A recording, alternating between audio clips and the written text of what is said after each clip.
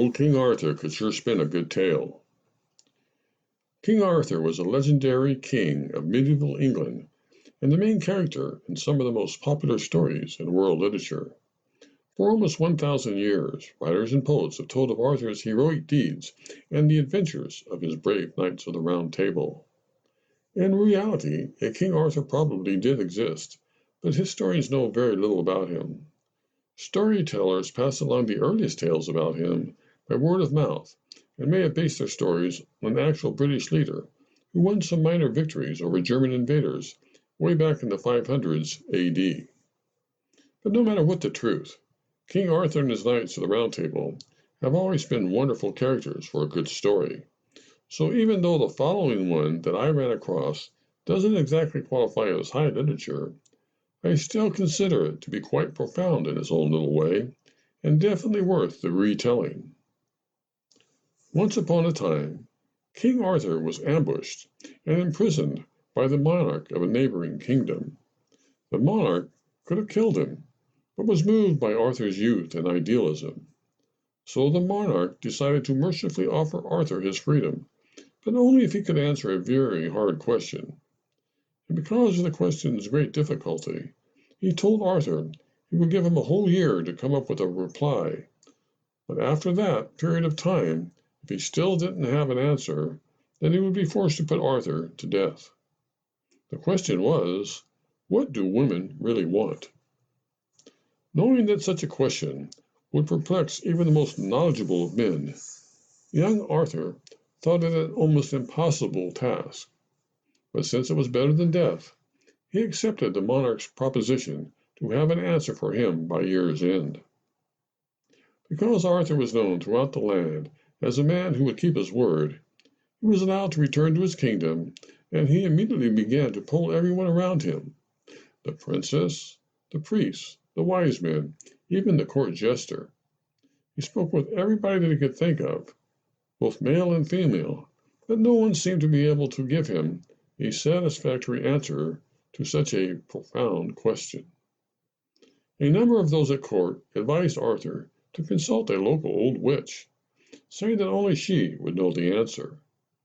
The price would be high, though, they warned him, as the witch was famous for the exorbitant prices that she charged for her insights into the human condition.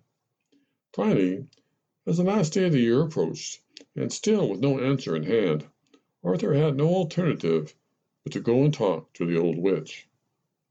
She agreed to answer the question, but only if Arthur would accept her price first. The old witch was very lonely and wanted to marry a handsome young man named Gawain, the most notable of the knights of the Round Table, and Arthur's best friend. Arthur was horrified by the request, as the witch was pockmarked and hideous, had only one tooth, smelled like sewage, and often made obscene noises for no particularly good reason at all. In fact, Arthur had never encountered such a repugnant creature in his whole life, and he refused to force his good friend to marry her and have to endure such an awful burden. Gawain, however, upon learning of the proposal, decided to have a talk with Arthur. He told him that nothing was too big a sacrifice compared to the loss of Arthur's life and the preservation of the Round Table. "I will gladly marry her, my lord," Gawain bravely told Arthur, and as soon as the wedding was proclaimed, the old witch immediately answered Arthur's question thus: "What a woman really wants is simply to be in charge of her own life." Everyone instantly knew that the witch had uttered a great truth, and that Arthur's life would be spared. And so it was, as the neighboring monarch soon granted Arthur his total freedom. Now what a wedding Gawain and the old witch had! But Arthur was torn between relief and anguish. Gawain was proper as always, gentle, thoughtful, and courteous. However, the old witch put her worst manners on display, and generally made everyone feel very uncomfortable. Then the fateful hour arrived. Gawain, steeling himself for a horrible experience, finally entered the marriage bedroom. But what a sight awaited him! There in front of him was the most beautiful woman he had ever seen. The astounded Gawain asked her what in the world had happened. The beauty replied that since he had been so kind to her when she had appeared as a witch, she would henceforth be her horrible, deformed self only half the time, and the other half she would be her beautiful young maiden self. "So, which would you like me to be during the day, and which during the night?" she asked Gavin with interest.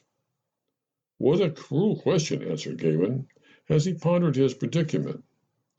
During the day, he thought to himself, I would have a beautiful woman to show off to all of my friends, but at night, in the privacy of my home and my bed, I would have an old witch. Or I could have a hideous witch by day, and a beautiful lover at night, with whom I could enjoy many intimate moments. Noble Gavin finally took a deep breath, recalled the answer to the question that had spared King Arthur's life, and replied, I wish you to choose for yourself.